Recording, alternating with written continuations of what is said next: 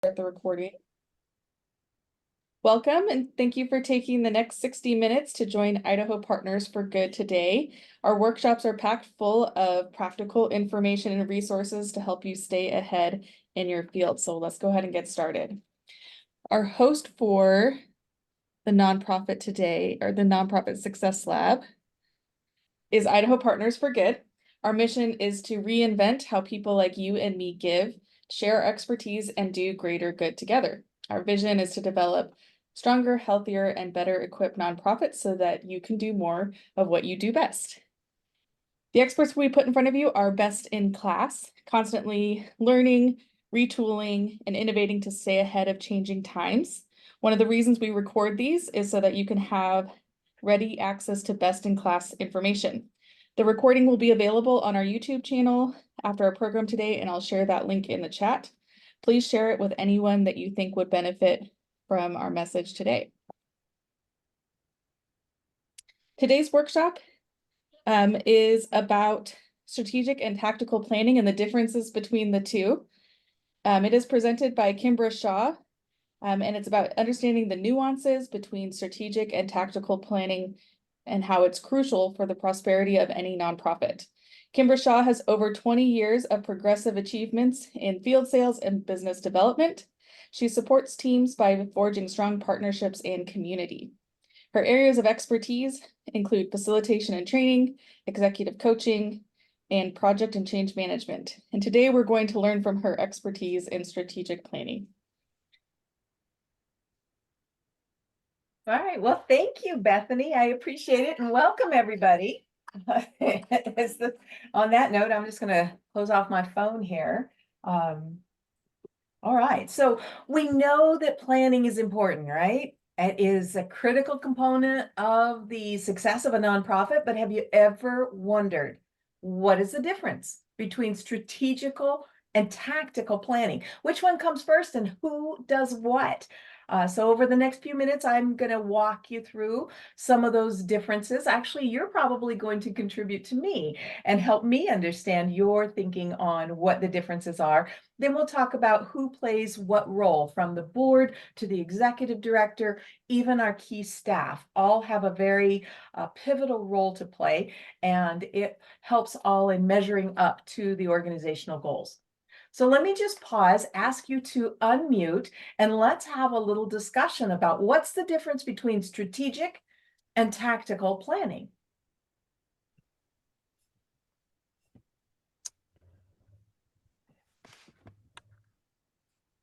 So don't be shy. Go ahead and spit it out. Right, wrong, or indifferent, we're going to learn together.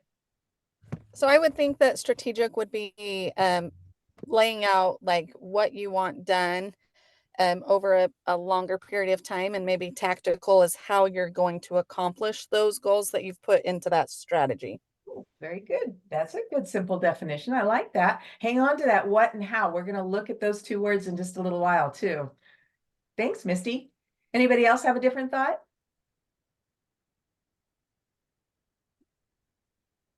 So let's talk about how your brain thinks. We were having this discussion, Blossom and Bethany and I, before we started, and we determined that there's a very different kind of brain around strategic and tactical. So Blossom, do you want to share what you were thinking?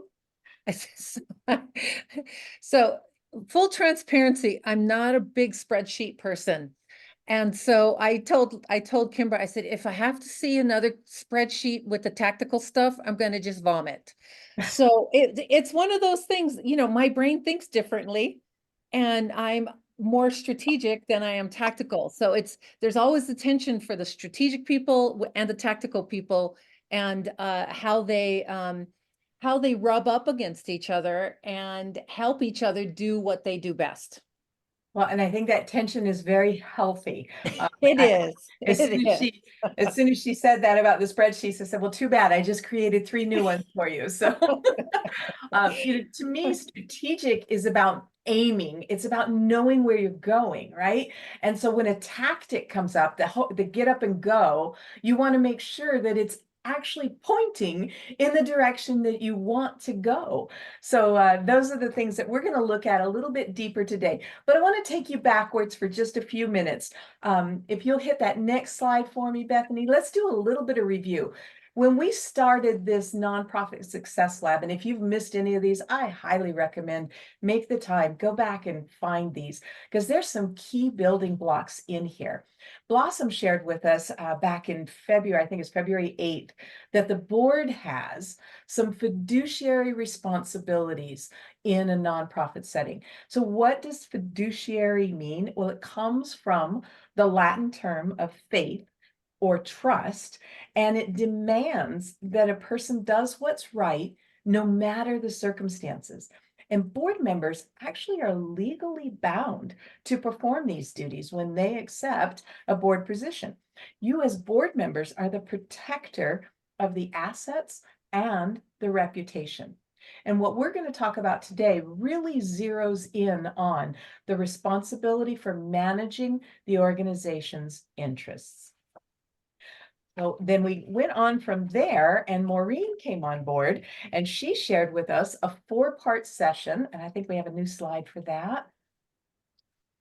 There it is. And I love this little triangle. And she pulled this out of the McKinsey & Company slides that basically outline the 3 key work areas for the board. And they are shaping mission and strategic direction, ensuring leadership and resources, and monitoring and improving performance. You can see by the dynamic arrows that this is an ongoing cycle. One drives the other. I highly recommend that 4-part series as part of an onboarding for any nonprofit. That was a really well done series. And today we're going to focus in on shaping mission and strategic direction. Essentially, that is clarifying our mission and vision and values, and is also participating in and approving strategic policy directions. Those are the responsibilities at a high level for board members. So let's take it a little bit deeper. What does it mean when we shape mission and strategic direction? So these, again, are out of Maureen's 4-part series, and they are simply to adopt and or regularly review the organization's mission, vision, and values statement. Now that's the way we learn it, mission, vision, and values, right? I'm going to train myself, because I found as I was looking at this, at putting this together, that it's really vision, mission, and values. So when you think about this, think of it in that order. What's the big vision? Then what's our mission within that? And what are the values we're communicating out? And so that really plays into how we look at strategic planning. Now, the second point there says, in conjunction with the organization's staff, participate in developing and approving strategic plan. Too many times, this is a top-down, here it is, this is what we're going to do, go do it. Sometimes from the board dictated to a director, sometimes it's middle and the director creates it and then flows it out to everybody, and the board remains clueless because they missed that participation piece. We're going to suggest in this workshop that everybody has a part to play. And knowing what your role is and staying in your lane is critical to everybody being on board and being able to deliver their part well. The third part on the board's responsibilities is to approve the organization's strategic and annual plans and approve the proposed significant changes to the same. So sometimes you'll get in there and say, we want to do X and we want to grow this. But when you compare it to, I'm going to go back, Maureen said, always look at those bylaws. You find out there's something in the bylaws that prevents you from doing that. You may need to update your bylaws to be able to activate a new strategic plan. So pay attention and work both of those things together. That, again, is one of the roles that the board plays. And then fourth was to ensure that planning complies to those board bylaws and policies, which is what we were just talking about. Now, for the purpose of this exercise, I added a 5th one, and that is to track the progress to goals and to review and update long-term plans as needed. So what's the good of doing all this strategic planning if nobody ever looks at it again? So my friend Mercy is on here, and she's all about going back and looking at it. And she's done a fantastic job at Gem Friends and making sure that the board is educated and able to see the traction. So as board members, I would encourage you to be sure you're bringing that forward or asking for it to come forward at least quarterly to make sure everybody's seeing what we're seeing. So let me pause there for just a second. Is there anything in the chat I need to pay attention to, Bethany? All right. So we're going to move and go a little bit deeper then. And our next slide takes that shaping into 3 specific areas. So we're going to look a little bit closer at each of these areas. This exercise is between strategic and tactical, but there is a third kind of planning. Oftentimes it's called operational planning. And they usually come out as action items. And I bring this forward because this is where people tend to want to start. And I'm going to suggest that we need to always back up. If this is going to be a true strategic plan, we want to back up and start with that strategic planning. Strategy is about allowing an organization to be effective and sustainable. Strategy is about allowing an organization to be effective and sustainable. It's central to alignment. And you'll see in the bullet points there, it is foundational to the organizational structure.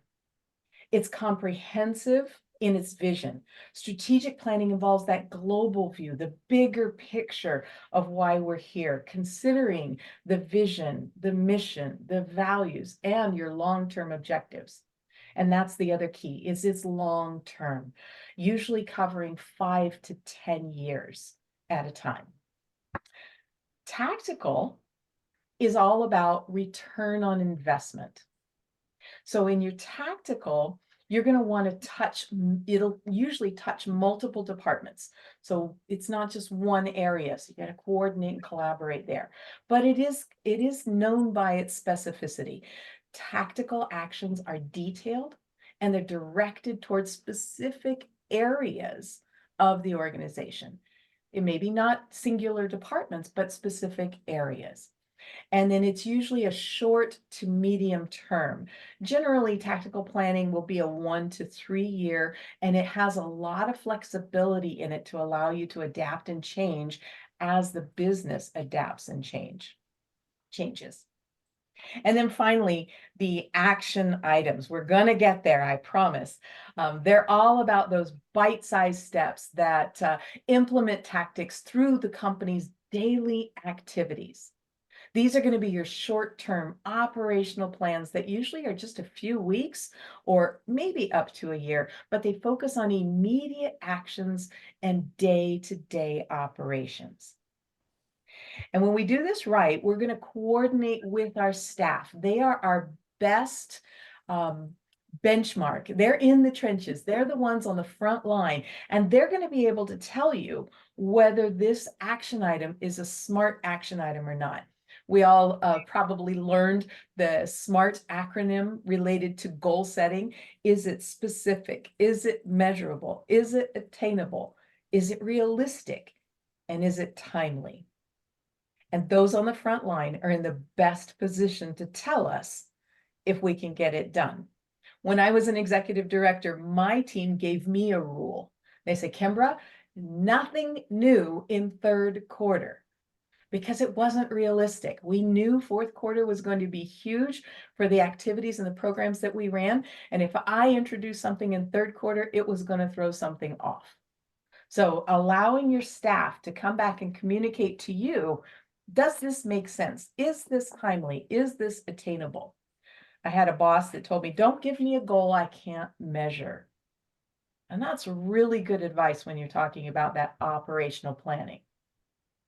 So if you want to read more about these levels of planning, Bethany's going to drop an Actio article in the chat there. You can grab that link. It's a wonderful little outline of this, and Actio has some other great resources that are attached to that as well.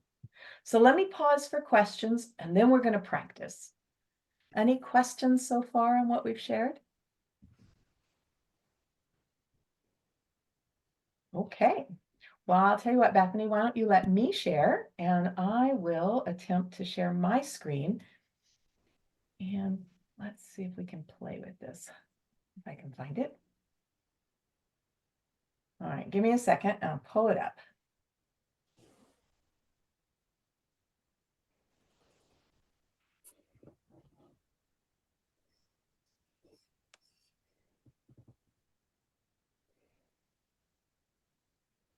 All right, so we are consummate learners at Idaho Partners for Good, and it's always a challenge to me to learn something new.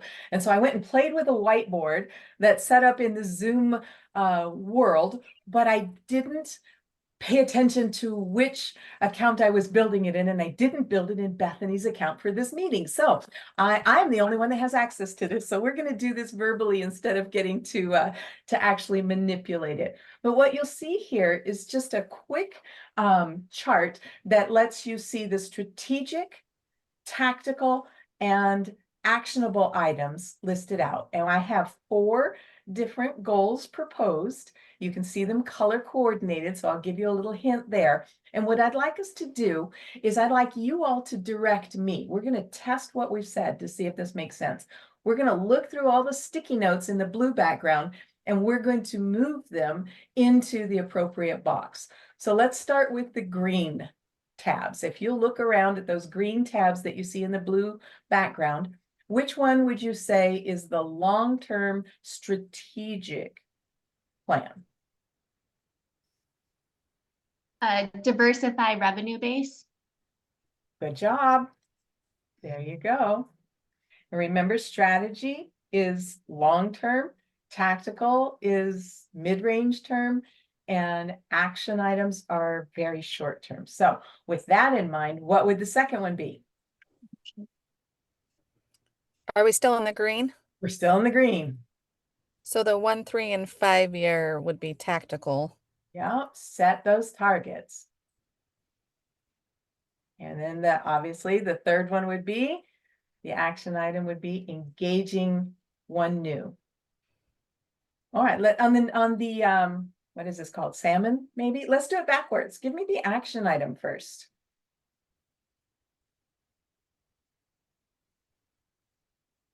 Post 3 awareness events monthly. There you go, monthly. There's your keyword, right? Small little bite. And where would you put the others?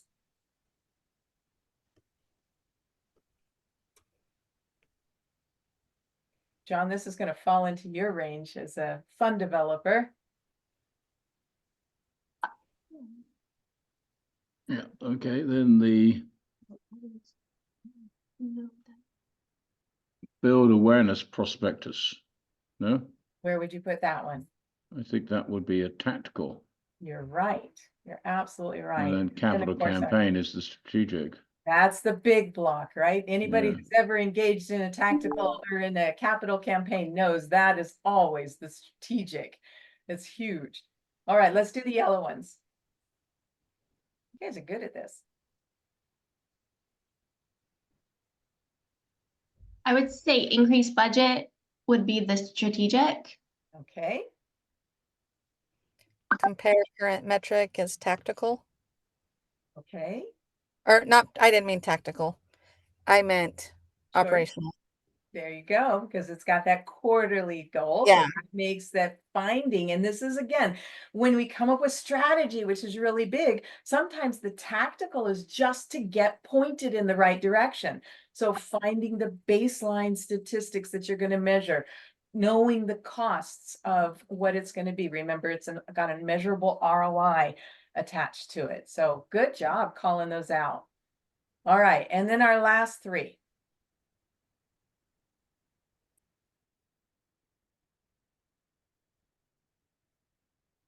Any guesses? I think the strategic would be grow community partnerships. Good job. Spoken like a community partner director. And then I would think create storytelling would be tactical, and the 10 story interactions per month is action. Go. Really measurable, short time, easy to get the win. So well done. You guys have done this. That's excellent. So once you break it down and understand the differences between what's a strategy, what's a tactic, and what is an actionable item, it's pretty easy to see them. And it's really important for the purpose of alignment, and we're going to talk about this in just a second, to make sure that you get them in the right order. It doesn't matter if your action items come out first, but it's a great exercise. Blossom, if you're is Blossom still on the call? I've lost my sharing. here. You do a lot with sticky notes, and I have learned that it is a great way to get ideas out. Now, you had some stats on just about how many sticky notes does it take before you actually start getting to the breakthrough point? Yeah, so we do an exercise called 51 It. And it's after you get to 50 ideas that you really start finding the innovation and the breakthrough. So it takes about 50 tries to get to the place where you're going to get to a transformative or innovative concept. Yeah, I love the idea of doing this in a group setting, and then you can sort them by similarity. And then once you get them in similar groups, then you can decide together, okay, which ones are tactical, which ones are operational. If you get them all sorted and all you have are operational and move forward, let's go do, then there's a really great lesson there to just stop and ask, why are we doing this? How does this move? How does this apply to our vision? How does this move us forward in our mission? And what values does this support? So that you can come up with the strategic plan to support all the great tactical ideas. So I just want to pause and just say, if your board needs help facilitating strategic planning session, I highly encourage you to reach out to Johanna and see if Thrive Together consultants would be a good fit to help you with that. All right, let's go to the next slide. Let's get back into it here. So here's those words, Misty, and I think I changed them around just a little bit, but you are so close when we got this. This particular image comes from strategypunk.com. And I love this because it shows you the why, the how, and the what, divided into 6 steps. And remember, I said we were kind of reordering how I think about mission, vision, and values to be vision, mission, and values. And this is the driver from that. The why, the vision, the mission, and the values, those are board driving through the executive director, and they answer the question, why do we exist? Maybe even going further to answer the question, what would be missed if we didn't exist? And those are important things for the board to wrestle with and really have a strong, deep understanding of. So notice that between the values and the strategy lives that yellow marker called goals. Goals attached to how you move your bottom line. Every organization has 2 or more levers that drive their growth. And in a nonprofit lab in May, you're going to learn how to build metrics or key performance indicators for goals around the bottom line levers that move your nonprofit. So tune back in May and we'll cover that one. But I want to drop down to strategy and action plans for today. We said earlier that strategy is owned by the board of directors, but it's not created in a vacuum and dictated to the ED. I mean, let's be honest. Most board members aren't close enough to the day-to-day operations to really know what strategies would be effective and sustainable. And that's why this chart shows that it is the board and the ED, working together to create the best strategy for an overall organization. And again, this answers the how. How do you achieve your why, right? And then finally, the action plan. Go back for me just 1 second there. The action plan answers the what. What is it that you're implementing? And this one is done by the executive director and through the staff. So now we're going to go a little bit deeper into strategy. Now I'm ready for you, Bethany. There are 3 primary executive director roles at this level, and you'll see them listed there on the screen. 1, we want to share what's possible. As the executive director, help the board understand what are the trends that you're seeing in the industry and what are the new opportunities that are emerging. The second thing is to develop the metrics that measure the strategy's success. The executive director is the one in the driver's seat on that particular tool to really know and understand what moves the nonprofit forward. And finally, the executive director guides the tactical plans that will deliver on the strategic objectives without threatening other resources. It's the executive director that knows, yes, we can do that now. No, we do not have the resources, and this is what we need. Now, in tandem, the board's responsibility is to ensure the long-term strategic plan, and they do that by aligning the vision, mission, and values. Because sometimes an executive director is so close to it that their focus becomes a little myopic. The board is there to help them broaden their lens. And they also want to ensure that you are complying with the bylaws, policies, and governing of a nonprofit. So let's go back to this for just a second. I want to go back up what we said, guiding those tactical plans. Let's say one of the strategic plans is to increase annual revenue by 300,000 in the next 5 years. Well, one of the ideas gaining traction perhaps within the board is to go after large grants. It's very likely that the executive director will push back with some reality checks on what it takes to write grants of that size, how competitive they are, and if you win the grant, just how much time it's going to take to manage and report on that grant.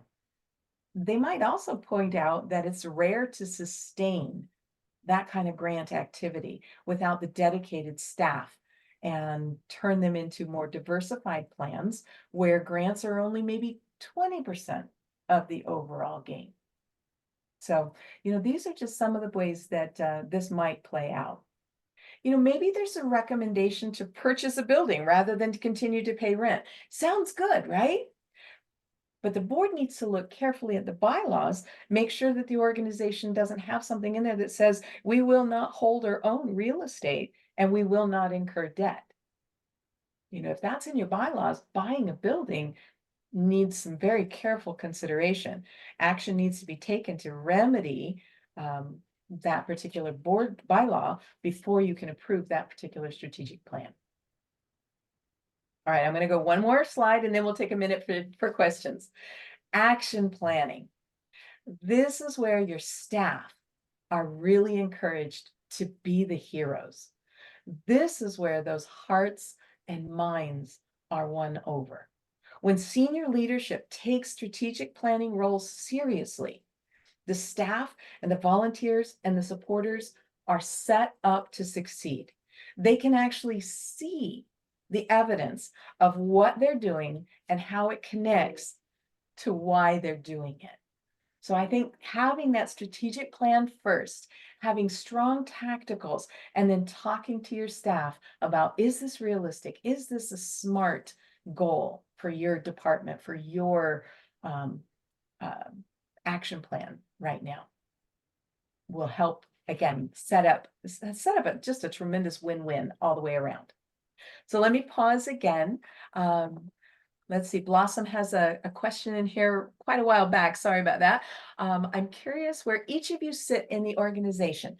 Are you strategic, tactical, operations, or is it some of all of the above? Misty answered all 3.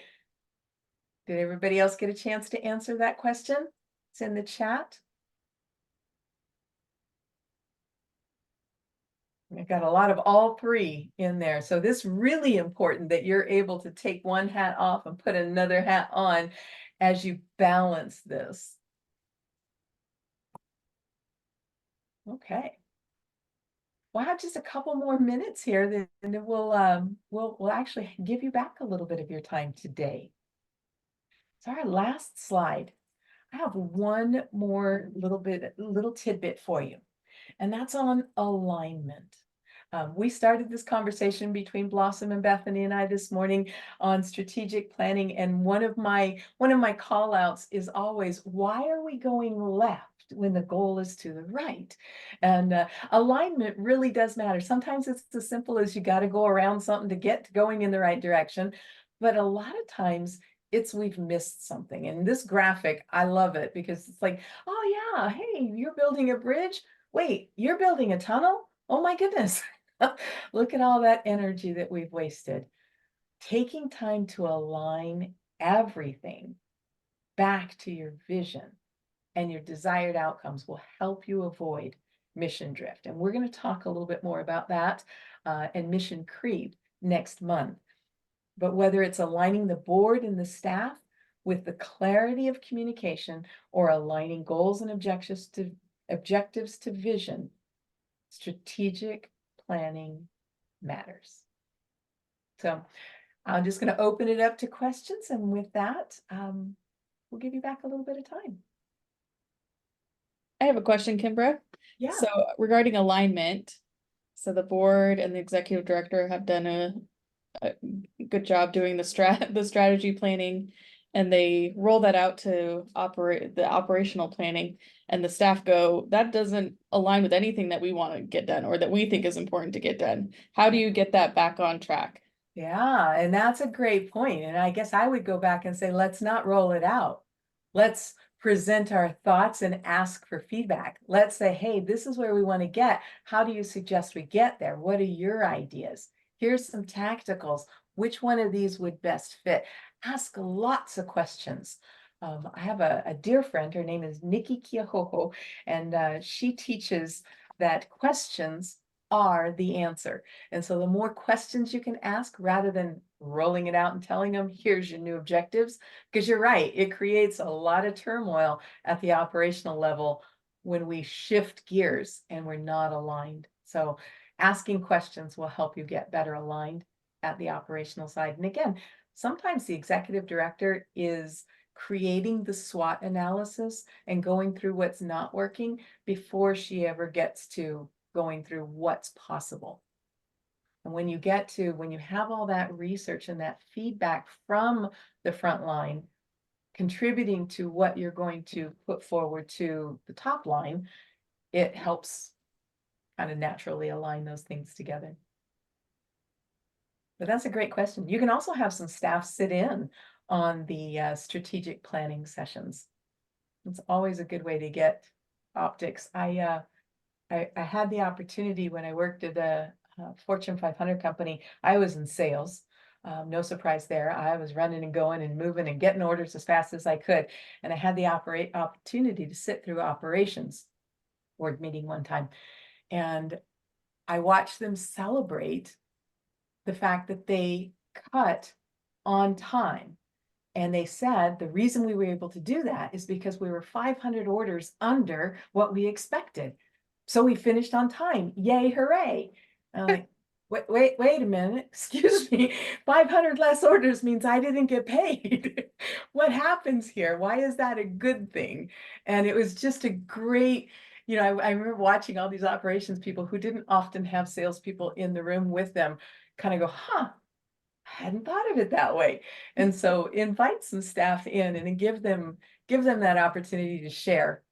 Makes a big difference. We learned To that end, Kimbra, Mhm. a number of the people on this call are in all three seats. Mhm. So the alignment conceivably is flatter and more, you're going to get alignment quicker. Mhm. The caveat to that is when you've got a leader that is doing all three and is at a point of burnout or being overwhelmed, they're going to revert to where they have their strength. Yes. And so you need the others around you to balance.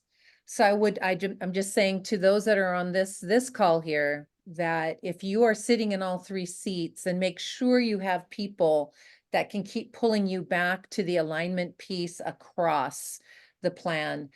Because we always, especially when getting overwhelmed, we revert to where we have the strength. That's right. That's a great, that well said. Well said. And again, this goes back to the board's responsibility of effective and sustainable. When you have a leader carrying too much of the load, one of the best ways to get more effectiveness and better sustainability is to hire support. And that takes some really interesting planning. You don't want to go too wide, but at the same time, you can't get everything. I remember having those conversations with my board saying, it's not that I don't want to, but you just can't get any more from me. I don't have more time to do more stuff. We've got to expand.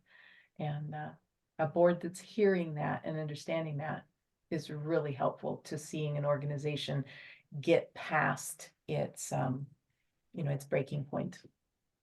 I'm curious, Connie, Connie is one of those people that we go to all the time because of her expertise in a wide variety of things. But she's super strategic and also is a consultant with, that's out there helping nonprofits. So Connie, when you look at stuff like this, what advice and recommendations do you have for the people here who are primarily doing all three? Yeah, absolutely. So, I mean, I just love the message here about the criticalness of being strategic. And we hear that all the time, but what does it really mean?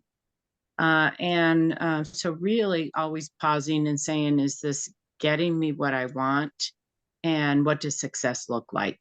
When I can pause people when they get going down that path of celebrating the wrong thing, was a great example you just gave, and or working so hard but not in the end getting what we want, not reaching those big goals that are the most critical ones.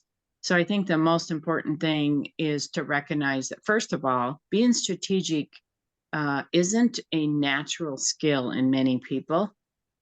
We get to where we are because we were great at tactical and checking off action plans.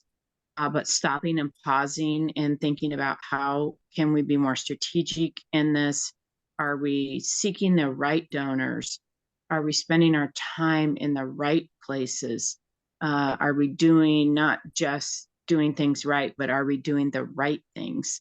And then pausing and having that good open dialogue. I do remember many conversations with CEOs in my coaching, where if I say, okay, is it working for you? They'll have this great, wonderful plan. And then when I say, okay, how's it working for you to get you what you really want? And usually there's a big gap there. There's something that they just keep bringing up consistently. And I see this with boards all the time as well. Boards are always chasing diverse revenue, but it feels like they're chasing it. That feels like they're not figuring out a way to put in the right strategy about what we are trying to accomplish. So that's just my best advice: is really stop and ask yourself, how's it working for you? Is it getting you what you want? Are you having a cash flow and a budget crisis all the time?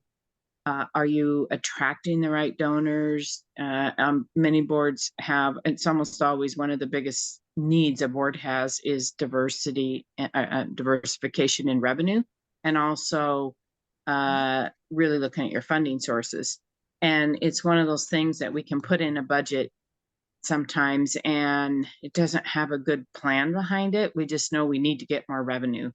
And so I think just stopping and pausing and really talking about, are we working in the right areas?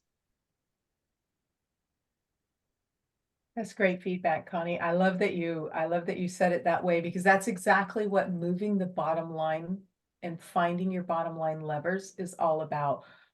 And so that I'm looking forward to sharing a little bit more about that next month. That's awesome.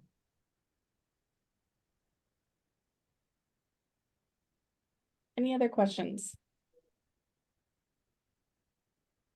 All right, well, Bethany, I'm done. I'm gonna turn it back over to you. Okay. I'm going to go ahead and launch our poll to help us understand what you learned today. And I want to thank you for joining us this morning. The Nonprofit Success Lab is brought to you by Idaho Partners for Good social enterprise, which is Thrive Together Consulting. Thrive Together provides leadership and business development consulting. Our services are designed with your team to enhance efficiency, streamline processes, and optimize your resource allocation. We craft tailored solutions with team members from across the organization to ensure your operations align seamlessly with your overall goals or strategies. If you have a need for a consultant, please reach out to us. Or if you know a company or agency that would benefit from our consultants, we would love an introduction. And then a benefit is the percentage of our consulting fees help fund our work in Idaho Partners for Good with nonprofits like yourself. Next month, we have Kimbra back again on May 9th at the same time at 9:30 about mastering strategic planning to combat mission creep. And so we welcome her back again and learn more from her expertise here in strategic planning and getting into some more details. Thank you all for joining us this morning. Thank you. Hey, Mindy, stay on for a minute, please. Sure thing. Thank you all. Thank you. Thank Bye, you. everybody.